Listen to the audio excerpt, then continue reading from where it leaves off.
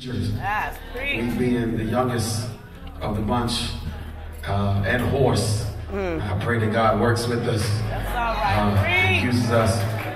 We are at the halfway point, and that's what I'm talking about today. At 3 o'clock, Jesus cried out with a loud voice, Eloi, Eloi, lama sabachthani, which means, my God, why have you forsaken me? Oh, yes. Just turn to your neighbor and say halfway point. Halfway point. Listen, oftentimes in life, we are faced with halfway points. Oh, yes. You could be halfway through earning a college degree. Yeah. You could be halfway through completing a major project. Yeah. You could be halfway to your destination. You could even be halfway through your favorite beverage. You could be halfway through your career. You could be halfway through your vacation. You could be halfway through the 7 last words. You could be halfway through your life. And up to this point, and even further down the road looks promising for you. Yes. What happens? What happens when you are halfway through and now you hit a major setback? Tell it. What happens when you are working on your God-given purpose and you get halfway to the fulfillment of your purpose and all hell breaks loose?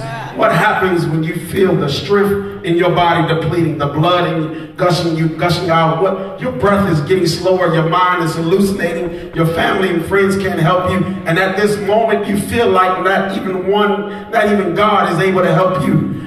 Well, that leads us to our text. You all, I promise you, I won't be long, but where Jesus is on the cross right now, several hours into the crucifixion, Jesus is now halfway through his death sentence, and he has been beaten, he has been whipped and mocked.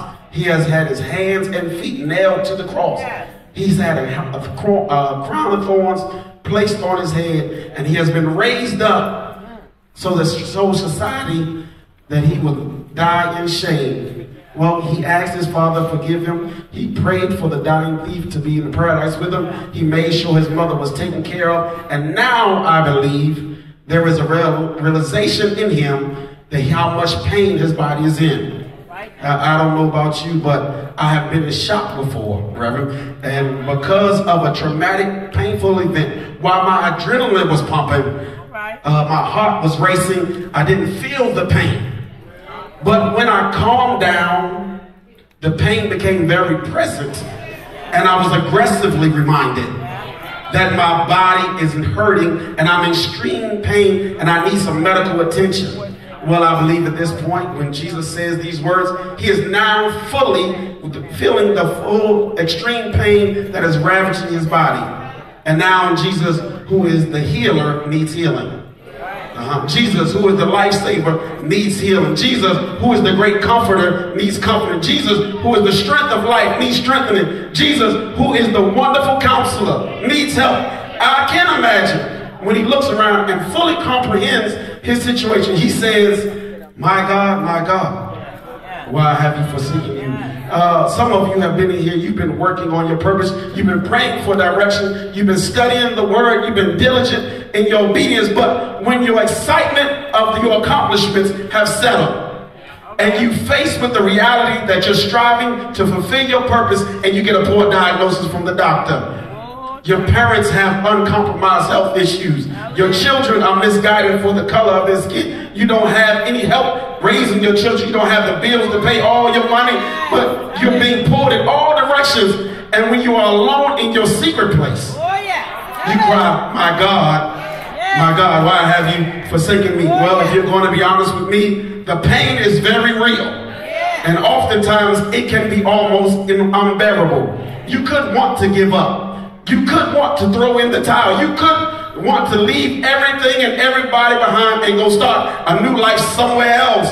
But when you look around and see all the people who are depending on you, you can't give up to the pain or your frustration and give it up, because it's okay to ask God if he's forgotten about you. It's okay to ask God if he's forsaken you. But after you've asked the question, you still have to be fulfilled with your purpose, regardless of the answer. Jesus is halfway to death, which is his ultimate purpose for living. He is. Y'all understand? He is the perfect sacrifice.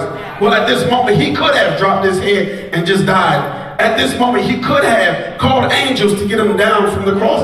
At this moment, he could have spoke to his own body and healed his own body. At this moment, he could have spoke in a word and took all the lives of every soldier who had abused him. At this moment, he could have caused a flash flood to kill everybody witnessing the crucifixion. At this moment, he could have told God, I thought I could handle this, but it's too much for me and I can't be their savior. But in the midst of his pain, in the midst of his agony, in the midst of his suffering, in the midst of being halfway fulfilling his purpose, he teaches us something. Jesus at this point, halfway point, is letting us know that his Father is also his God.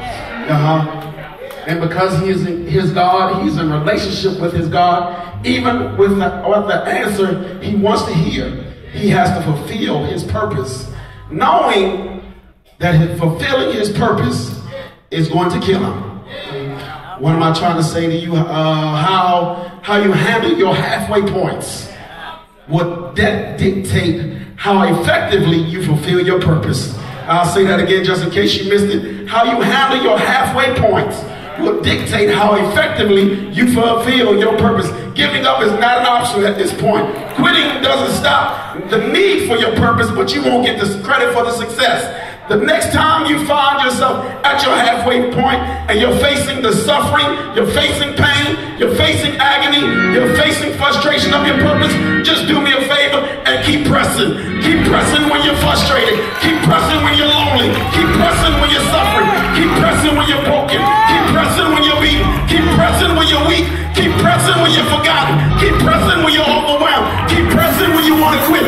Keep pressing when no one seems to care. Keep pressing when you're at your halfway point. When you see your purpose ahead and everything around you wants to give up, keep pressing. Paul said it like this: I press toward the mark of the high calling for the prize of calling of God in Christ Jesus. The hymn writer says it like this: I'm pressing on the upper way.